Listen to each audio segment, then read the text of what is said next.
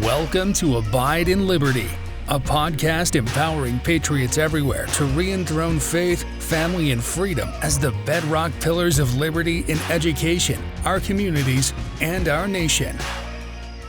All right, welcome back, everybody, for this week's episode of Abide in Liberty. We're in the middle of our No Screen November challenge, and for the balance of November, these podcast episodes are going to deal with challenges and education to help us be more successful in our own No Screen November efforts. So if you're jumping in and you haven't listened in a couple of weeks, I recommend going back a couple weeks to the first in this series because we're certainly each subsequent week building on the prior week and what we were talking about in those prior episodes. All right, so first, I wanted to address some of the concerns that have come up from parents or even some that were addressed in the book that we hadn't addressed previously. And I will say our list is much shorter this week.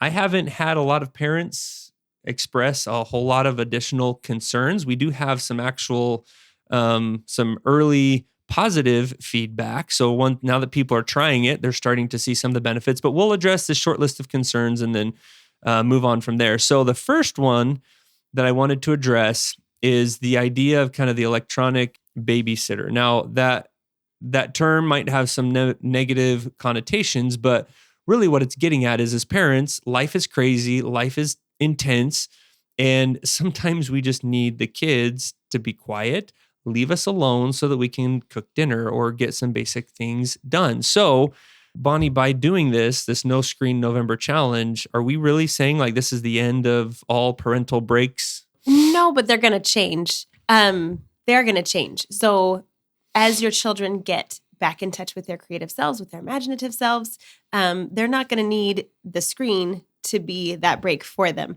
We have always had a fairly limited screen experience. And so I do feel like our youngest especially is very, very creative to the point where she'll go and play these very, very, very in-depth games, and you can sit there and observe her. She does not even care who's watching, but she will play for hours, truly for hours, and I have to remind her to eat. And she does not need me to play these games. She's really in touch with her imaginative self. Now, in the meantime, until they're really able to access that creative and imaginative self, you're gonna need some breaks. So find a way to structure those for yourself. So you can do that with your, if you are married and you have a spouse that is, present, you can work that out with them. You can work it out with another family. If you're in one of our school communities and you are participating in this No Screen Challenge with a whole bunch of other school families, maybe there's another school family and you can say, hey, I'll take your kids on Monday afternoons if you take my kids on Tuesday afternoons, so that we can just get a little bit of a breather. Just have 2-3 hours where you feel like it's calm and quiet and you can catch up on housework and all of those things. But they are going to change. You will still get breaks, but they have to retrain their brain. And I had to chuckle last night. We were working outside and my brain kept going to, okay, it's Friday night. We get to watch a show tonight. And I'm like, no Screen November. No, brain. Nice try, but no. So just as we're having to retrain our brains that this is not the way that we do things anymore, they're going to take some time. That's why we need that. We need the reset. We need this good 3.5 weeks to really reset our brains and to reset their brains so that their expectation changes. And I think it's totally okay to acknowledge that this is going to be, especially this 3.5 weeks is going to be especially difficult on the parents. I kind of came into it thinking, okay, as my kids start tapping into their creative side, my patience is going to come back or my patience is going to improve. And then when was it? Friday night? I think it was Friday night. We sat down to play a family game and my girls in particular were bouncing off the walls. They were just goofy beyond all imagining.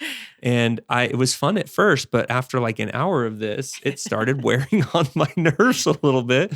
So I think it's okay to acknowledge that as parents, we're going through a detox as well. Our nervous systems are being reprogrammed and reset as well. And mine isn't there yet, as Friday night attested to me. My nerves still were a little bit frayed. So it's okay to acknowledge that you need to take a break, get with a spouse or another family like Bonnie was mentioning, and take those. If that's what it takes to make this reset successful, then do it. You will. I do still have faith. I haven't seen it yet, but that I will get to where those goofy moments remain endearing. It was at first. It certainly was at first, but where I can handle more of it and I might, let loose a little bit more as time goes on. I have faith that that's going to happen and that I'm going to get there. But we're not all there yet. We're all improving together. So take those breaks if you need to. Okay, the other concern is, what if you have therapists or doctors that have been, that don't really agree with this screen fast, or don't think that screens are that big of a deal? How do you reconcile that with kind of this research that we've been sharing? So I think it's important to recognize that even our experts or our professionals are still learning, right? They're still learning. We are all learning about this very new technology and how it's impacting our lives. So I think it's okay to recognize, okay, you know what? Maybe they just don't know yet. Maybe they need my help so that I can help to point them in some directions and just say, hey, I've been researching this. I have some references that I'd like to give you. Would you mind researching them a little bit and seeing? Because there are a lot of professionals that will recommend using screens as rewards or as helps with different areas. Even in schoolwork, we'll touch on that later, but there's professionals that recommend, if your kid is struggling with handwriting, let's go ahead and just have them do typing early.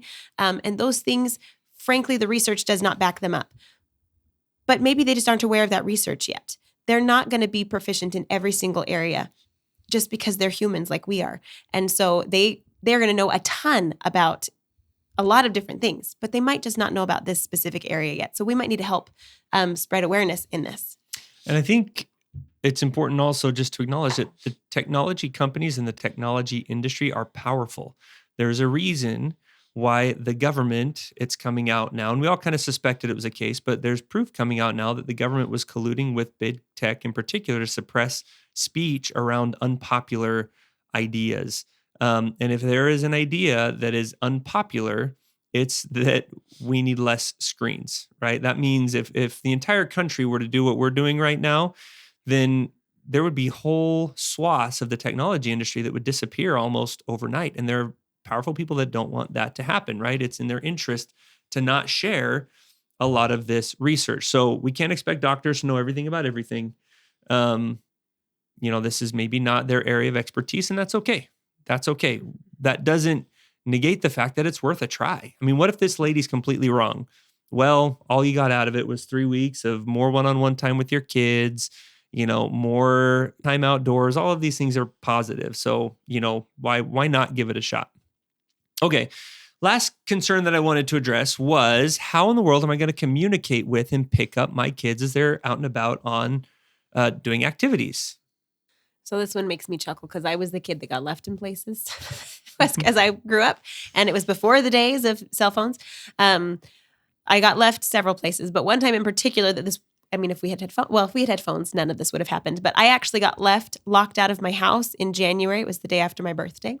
In January, right outside my house. And I had just gotten a very, very pretty dress from a friend. And so in January, I was in a short sleeve dress because I couldn't possibly put a jacket on to cover up this beautiful dress. This is I think in Kansas, I was 11. where it actually does get cold in January. Yes, this is in Kansas. It was cold.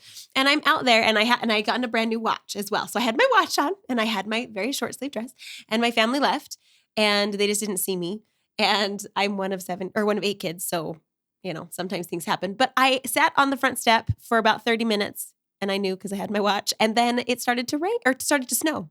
And so snow's coming down, and I'm sitting there, and I'm freezing. And I went over to my neighbor's house, and my neighbor was really sweet and let me in. And I don't even know what we did there, but she let me go take a note and tape it to my front door.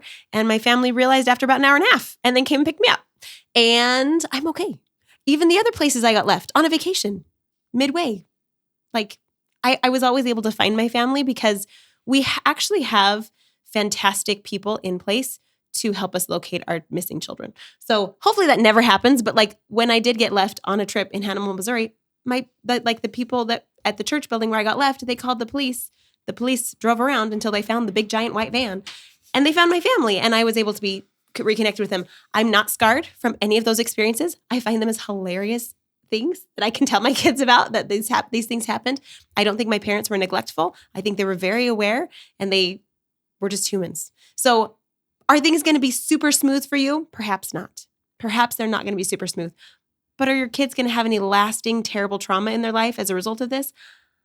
I don't think so. I think it'd be okay. And we used to also plan things ahead of time, let them know the routine. A lot of what the phones are allowing us to do is have the children be the dictators of our schedule. Like I noticed, especially teenagers, right? It's like the kids are like, okay, hey, mom, I'm going to be out for an extra 30 minutes. It just wouldn't have been an option because they couldn't have checked in with you and they would have needed to be home at 5 o'clock instead of 5:30, or instead of going to that extra movie, they would have had to come home and check in first and then go. So I think a lot of it creates some ease in changing routine or changing schedules, changing the ideas of whatever they want to do. But it's completely possible to have all of those situations managed without a phone. I did manage to drive lots of places when I was 16, places that I had never been before with the help of a map. And I knew how to use a map without a moving blue dot on it. It was pretty awesome. So there's ways to think about it. It is super convenient to use a phone. It is very convenient. The other ways are not convenient, but you can do it. And even if something terrible happens and your child is left somewhere unexpected for a period of time, we're going to be okay. We live in communities where we care about each other. We're going to be okay. And I mean, that was back in a time when nobody had cell phones. That wouldn't happen today. Your kids are going to be surrounded by people still that do have phones. And so in a pinch, you can still pick up the phone and call mom and dad. So maybe, the way you handle that this time is make sure your kids all memorize your phone number. That is very true. And then these types of situations, even the worst case situations that Bonnie just outlined aren't really even a thing. That's today. true. I could have told my neighbor the phone number. I could have told the church leader that was there my phone number, and they would have called really fast. So we survived thousands of years without all of our kids having an electronic tether, and we can do it again, even for just a few weeks. All right. So a way of looking at what we're doing with this fast that I thought was really good was kind of the concept of an electronic elimination diet. So what would a standard elimination diet look like when we're talking about food? You go to the very basics of the foods that most people have no issue with. Now, granted, there's always exceptions there, but you cut out any of the high allergens, any of the foods that have higher risks, and you it's just like go eggs and very milk basic. and stuff like that, right? Yep, You no cut dairy, all that out. no gluten, nuts, no nuts.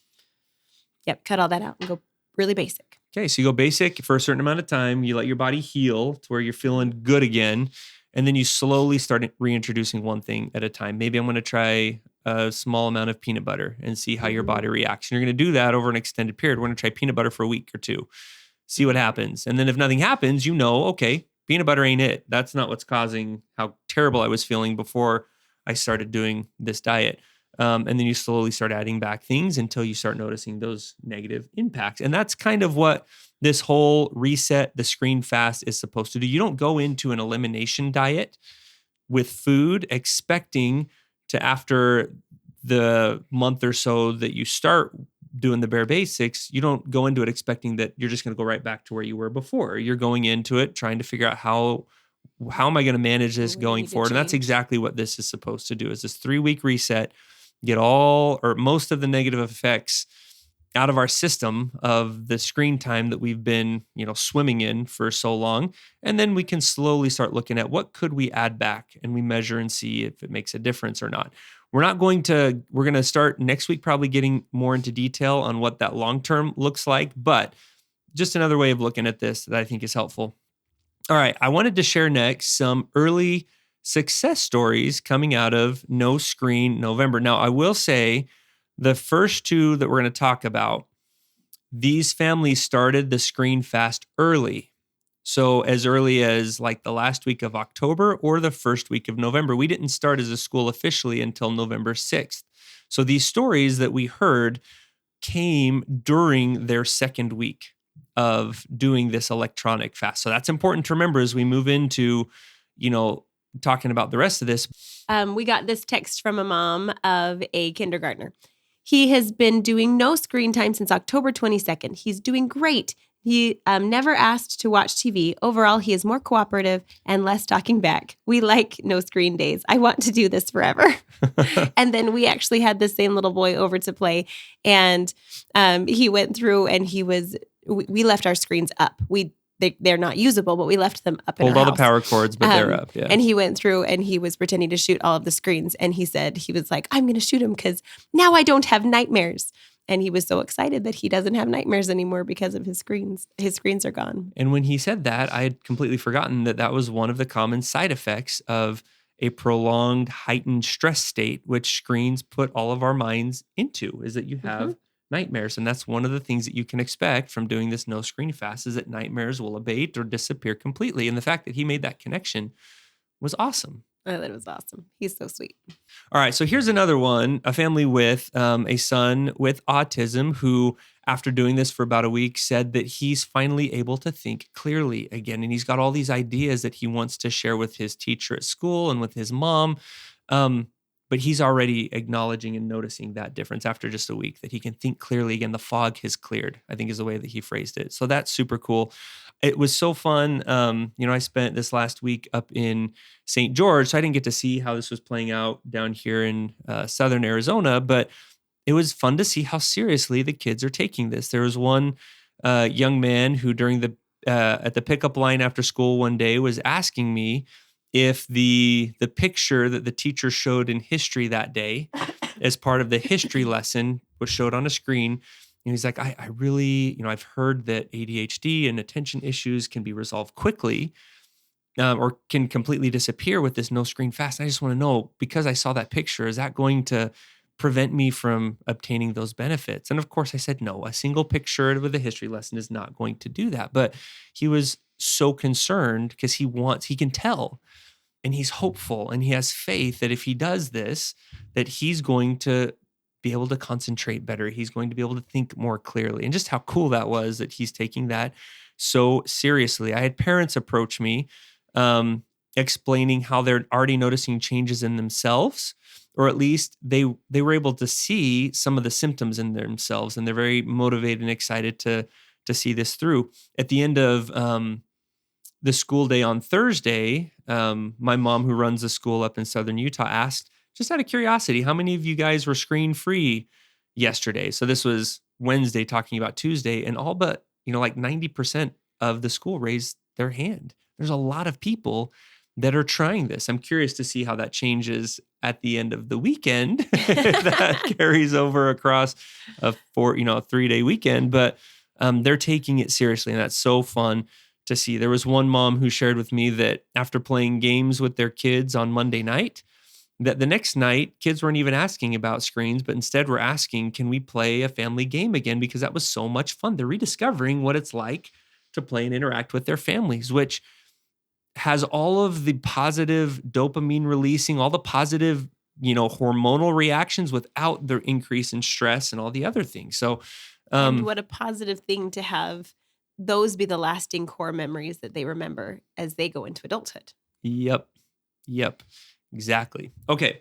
So some early success stories. Now, what we're going to talk about the rest of this time is what you may have noticed so far in week 1. And also we're going to talk about don't get discouraged if you haven't seen some of these positive things like what we just shared in these success stories, because most of the positive stuff that we saw came from families who implemented this early and were already a large portion of the way through week 2 or even week 3 of their screen fast. And that's pretty normal. So we're going to talk about that. But I want to start with, what are some things that in the first week you can kind of expect to start seeing? And this is an average, of course. Your children may have seen this sooner, or they may not see it quite as quickly. But what are some of those positives? In her book, she says, a return to healthier, more imaginative, and more physical forms of play as creative energy returns. Physical play can be a two-edged sword, so you might want to put some physical activities in. We went on a bike ride yesterday. It was awesome. Got lots of energy out without it being... destroying the house. Yes. Yeah. Improved mood and less extreme or less frequent meltdowns as dopamine and serotonin regulation begin to normalize. Improved compliance and less oppositional defiant behaviors as the brain moves away from protective defense mode. So I like a return to healthier, more imaginative, and more physical forms of play as creative energy returns. So what are our kids doing as we speak for their play? What have they been doing this morning? They're deep cleaning their rooms. Right. all of them I don't know are what hey, happened. someone had an idea. We're going to deep clean our rooms. And now everyone is doing it. Now my son's room looks like a disaster area right now because he's pulled everything out of his closet. But yeah, in the absence of that, they're like, hey, it would feel really good to have all of this organized. And there's like, I don't know, our kids went from like 2 large bins of toys down to, anyways, they're de-junking all on their own.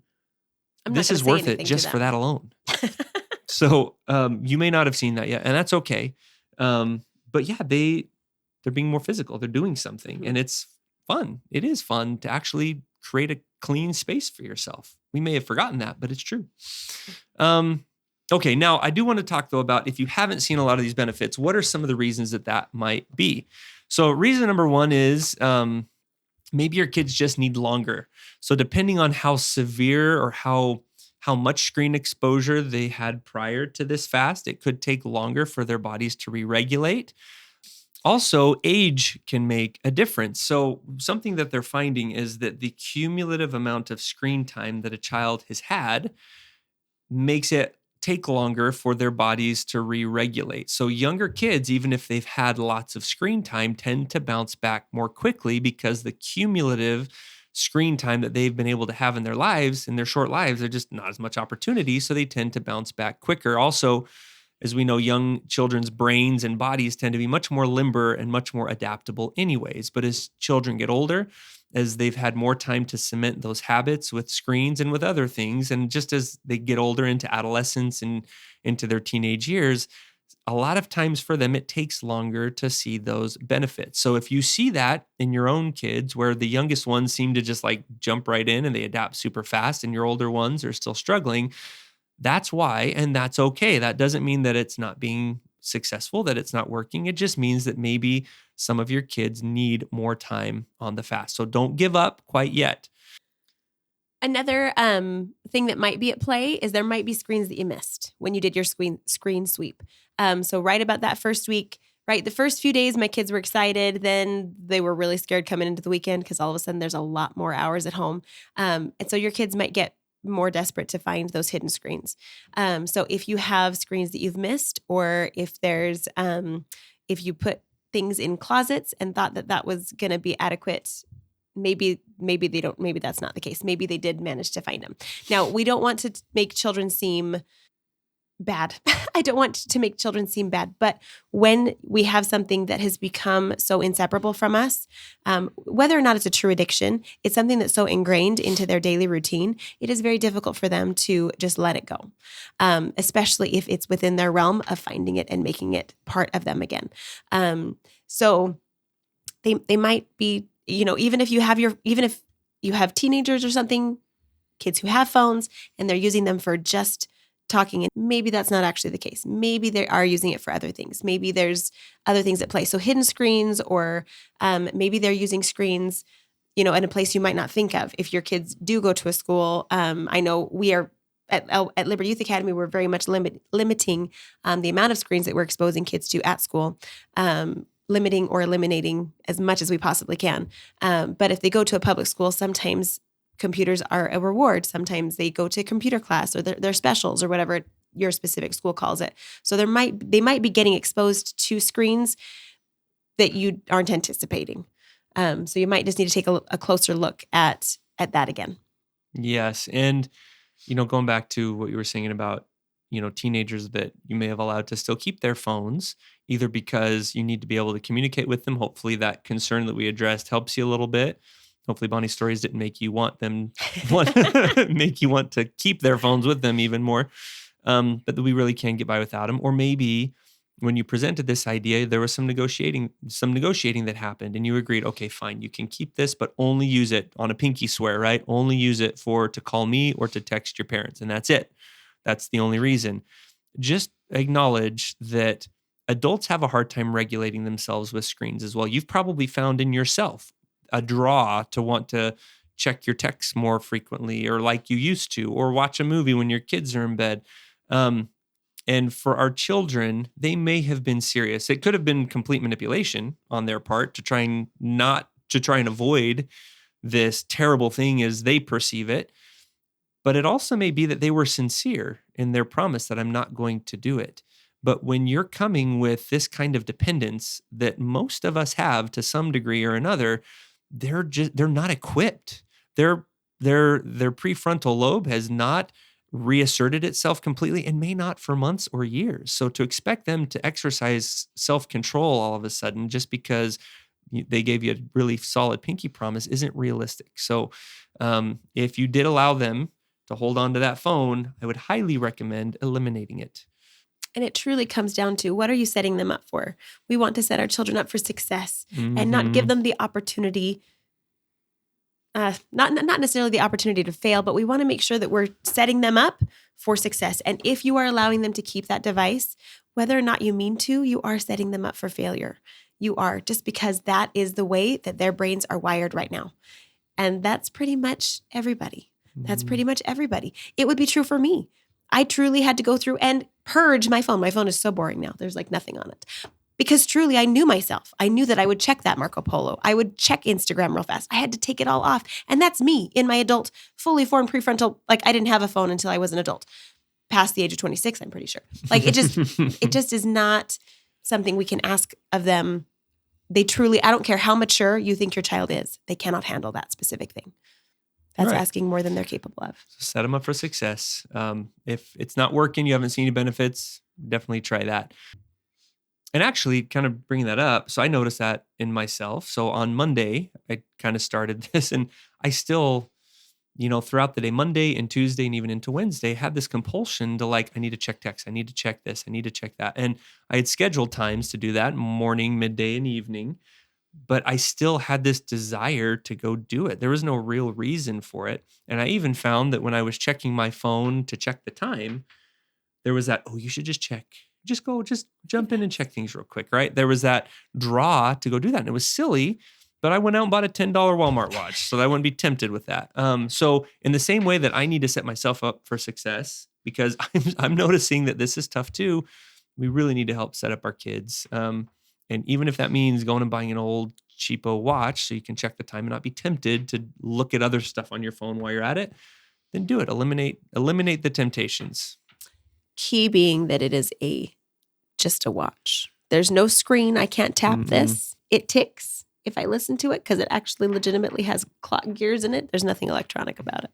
And I actually like it. It's been nice. It has helped me use the tool when I have decided and when I've deemed it's appropriate to use the tool, rather than being drawn into using the tool when my nervous system or my brain wants that dopamine release. Which could be another hidden screen. I was thinking about that today. I'm like, I just leave it on my bathroom counter. My kids don't know they can't get in to my phone. They don't have the pin to get into my phone because I use it for school purposes, so I keep it pretty closed. But even that, if you're keeping a distance from your phone, make sure you're keeping it in a secure location when it's not on you, so that couldn't be a hidden screen for them. Okay, good point. Yeah, don't just expect that. And kids are really good at working their way around passwords and pins. This is true. Oh my goodness. Yeah, yes. So don't just expect that your phone is safe either. So I guess the big takeaway from this week is it's a good time to reevaluate. Are you overscheduling your time? Are you underscheduling your time? Do you need to give your kids more opportunities and things to do? But also don't forget to leave sufficient boredom time. Let them, give them opportunities to practice creativity. And that doesn't happen unless there's a little bit of a vacuum for it to grow therein. So reevaluate what's working, what isn't, plug the holes that you find, kind of shore up the defenses where you need to shore up the defenses. But now is not the time to get lax. There's a temptation, especially among families who have tried this for a week and have already seen major improvements, to say, hey, we've gotten what we need to get out of this, and we're going to loosen the rules or the restrictions as a reward. You're not done after 1 week. It truly takes 3 weeks at least for the body and the central nervous system and the brain to completely reset. So if you've seen major improvements, you've only scratched the surface. And if you give up on that now, then who knows what you're missing out on over the next couple of weeks. So don't get lax now. Now is the time to recommit, to refocus, and to double down on your commitment to see this through. Now, that being said, I did want to go through a couple of things that you might start to see in week 2. Again, this is an average. This may not work for everybody, but typically, here's some of the things. Deeper and more restful sleep. I'm so excited. Although it may not be completely restorative yet. Earlier bedtime and less resistance to bedtime and more energy upon awakening. We've already started to see that one. Which is glorious. It's so good. Continued improvement in mood swings and meltdowns.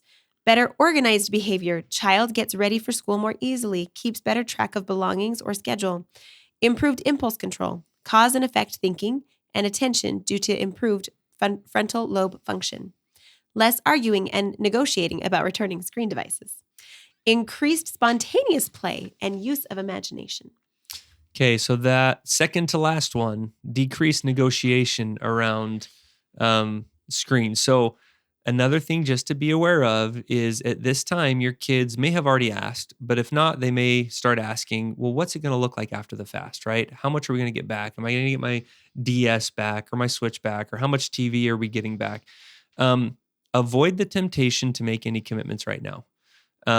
Neither you nor they have completely reset and are going to handle disappointment as well as you will in the next week or so after you've got more time under your belt with this reset. So, and you also don't know exactly for sure at this point if it's truly worked or not. This is an experiment that you're trying, and depending on the results of that experiment, that will dictate what and to what extent you're going to hold some of these going forward. And when you have that conversation, once you decide, at the end of week 3 and you sit down with your family to have that conversation, you're going to be more regulated. They're going to be more regulated. They may have even seen some of these benefits themselves, and you all are going to be more receptive to what those long-term changes might look like than you are right now. And that's okay. So do not make any commitments yet. Now is not the time to lock yourself into any position. We're just trying this experiment and then we will see. That's the response. That being said, for this next week, you've got this. Stay focused on just this week. Don't even start worrying as parents. We need to not even be worrying about what December 1st and on looks like yet. Just stay the course, stick out this next week. And that will all come in good time. Now, starting next week, on next week's podcast, we are going to start setting things up and sharing what you need to start considering at that point for the long term. So for now, just focus on this week, and best of luck to you. And we look forward to having you join us next week. Thank you for listening to Abide in Liberty. Make sure you subscribe so you don't miss any future episodes, and share this with friends and family. In the meantime, keep up with the show online at abideinliberty.com. Also, if you'd like to help our K-12 bless and educate more families, contact us by visiting libertyyouthacademy.org. Until next time, be on the alert, stand firm in the faith, and be strong.